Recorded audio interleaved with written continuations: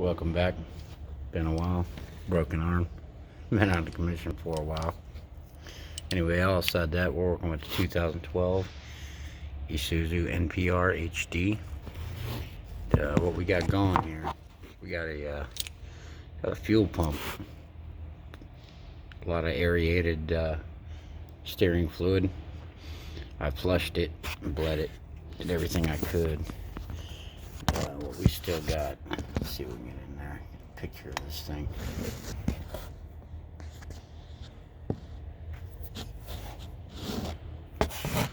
Maybe.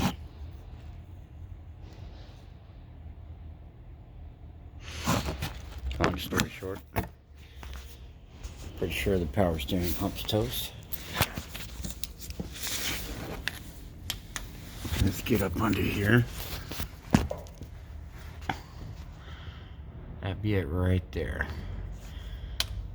By the looks of the new pumps that come in the catalogs online, whatever, these looks to be 3 bolts here to pull it off the casing there, and then this mount right there, that bolt and that bolt should pull the backside bracket off. You got 2 lines, one there and then one at my fingertip, kind of behind that bolt. Rubber with just a pinch clamp.